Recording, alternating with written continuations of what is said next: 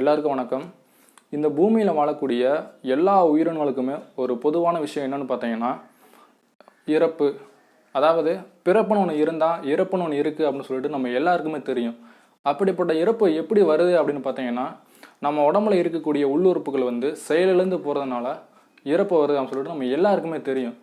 இப்படி உள்ளுறுப்புகள் செயலிழந்து போவதற்கான காரணம் என்னன்னு பார்த்தீங்கன்னா ஒன்று முதுமையினால் செயலிழந்து போகும். இன்னொன்று என்னென்னு பார்த்தீங்கன்னா உள்ளுறுப்புகள் நோயால் பாதிக்கப்பட்டதுனால செயலிழந்து போகும். அதுக்கான ஒரு சிகிச்சை பண்ண முடியாத ஒரு சூழ்நிலையில் இறந்து போவாங்க. இப்படி இறந்து போகிறவங்க உடம்பை பதப்படுத்தி வச்சு நாங்கள் ஃப்யூச்சரில் அந்த உள்ளுறுப்பை சரி செய்யக்கூடிய ஒரு தொழில்நுட்ப வளர்ச்சி அடைஞ்ச பின்னாடி அதை மறுபடியும் நாங்கள் சரி செஞ்சு அவங்கள மறுபடியும் நாங்கள் உயிர் வாழ வைப்போம் அப்படின்னு சொல்லிட்டு அவங்க உடம்பை ப்ரிசர்வ் பண்ணி பாதுகாத்து வந்துட்டு இருக்காங்க கிரியோனிக்ஸ் டெக்னாலஜி மூலமாக. இந்த கிரியோனிக்ஸ் டெக்னாலஜினா என்ன, அது எப்படி செயல்படுத்துகிறாங்க அப்படின்னு சொல்லிட்டு நம்ம இந்த வீடியோவில் பார்க்க போகிறோம். ஸ்கிப் பண்ணாமல் பாருங்கள். 1962 ராபர்ட் எட்டிங்கர் இவர் முதல்ல இந்த கிரியானிக்ஸ் டெக்னாலஜி அறிமுகப்படுத்துகிறாரு. இதனாலே இவரை கிரியானிக்ஸ் டெக்னாலஜியோட ஃபாதர் அப்படின்னு சொல்கிறாங்க. 1967 இந்த கிரியானிக்ஸ் டெக்னாலஜிக்காண்டி நிறுவனம் ஆரம்பித்து அதை செயல்படுத்த ஆரம்பிக்கிறாரு. இது வரைக்கும் 3000க்கு மேலே இந்த இதில் இந்த கிரியானிக்ஸ் டெக்னாலஜி மூலமாக என்னுடைய உடம்பை பதப்படுத்தி வச்சு ஃப்யூச்சரில் எனக்கு உயிர் கொடுங்க அப்படின்னு சொல்லிட்டு 3000க்கு மேலே பதிவு செஞ்சுருக்காங்க. 300க்கு மேலே உடம்பை பதப்படுத்தி வச்சுருக்காங்க.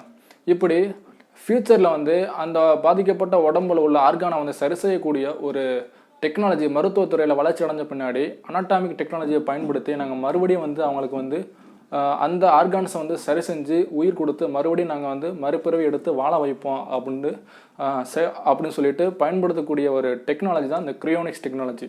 இந்த கிரியோனிக்ஸ் டெக்னாலஜி பார்த்தீங்கன்னா இந்த முழு உடம்பை பதப்படுத்தி வைக்கிறதுக்காண்டி 1.5 கோடி ரூபா ஃபீஸ் வாங்குறாங்க. மூளையை மட்டும் ப்ரிசர்வ் பண்ணி அதை பாதுகாக்கிறதுக்காண்டி 60 லட்ச ரூபா ஃபீஸ் வாங்குறாங்க. இதில் பிரபலமான 2 நிறுவனங்கள் என்னென்ன பார்த்தீங்கன்னா அமெரிக்காவில் இருக்கக்கூடிய அல்கார் நிறுவனமும் ரஷ்யாவில் இருக்கக்கூடிய கிரியோரஸ் நிறுவனம் பெயர் போன நிறுவனங்கள் இந்த கிரியோனிக்ஸ் டெக்னாலஜிக்கு. இதுக்கு இந்த கிரியோனிக்ஸ் டெக்னாலஜி என்ன பண்ணுறாங்கன்னா உறுப்பினராக சேர்ந்து அவங்க இறந்து போகிற சூழ்நிலையில் 2 நிமிஷத்தில் இறந்து போயிட்டாங்க அப்படின்னு சொல்லிட்டு சொன்ன உடனே இந்த கிரியோனிக்ஸ் டெக்னாலஜி ஊழியர்கள் அந்த உடம்பை எடுத்துகிட்டு போய் அந்த உடம்பு ஐஸ் கட்டி நீரில் போட்டு அந்த உடம்புல இருக்கக்கூடிய ரத்தத்தை எல்லாம் வெளியே எடுத்து அந்த உடம்புக்குள்ள சில வகையான கெமிக்கலை உள்ளே ஆட் பண்ணி அதை மறுபடியும் உடம்புக்கு தேவையான செல்கள் சேதமடையாமல் செத்து போகாமல் இருக்கிறதுக்காண்டி சில வகையான மருந்தை ஊசி மூலமாக இன்ஜெக்ட் பண்ணி அந்த பாடியை அப்படியே பேக் பண்ணி லிக்விட் நைட்ரஜன் இருக்கக்கூடிய -196 டிகிரி செல்சியஸ் குறைஞ்ச வெப்பநிலை இருக்கக்கூடிய அந்த ஒரு லிக்விட் நைட்ரஜனுக்குள்ளே அது ஒரு கண்டெய்னருக்குள்ளே இந்த பாடியை போட்டு வச்சுருவாங்க. 1000 வருஷம்னால அந்த பாடி அப்படியே இருக்கும் அப்படின்னு சொல்கிறாங்க.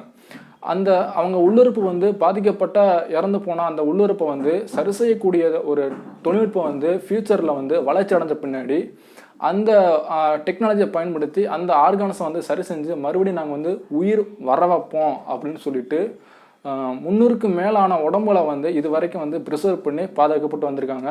3000க்கு மேலே இதுக்காண்டி பதிவு செஞ்சு வந்துட்டுருக்காங்க. அது எப்படி முடியும், இறந்து போனவங்களை எப்படி உயிர்ப்பிக்க முடியும் அப்படின்னு கேட்டிங்கன்னா அதாவது எவரெஸ்ட்டை சேர்றதுக்கு பனிமலை சாகசம் செய்கிறதுக்காண்டி மலையேறும்போது சில சமயத்தில் அந்த பணியேற்ற வீரர்கள் என்ன பண்ணுவாங்கன்னா பனியில் சிக்கி உறைஞ்சி போயிடுவாங்க. உறைஞ்சி போய் 1 ஹவரில் அவங்க உடம்பு ஃபுல்லாக உறைஞ்சிரும்.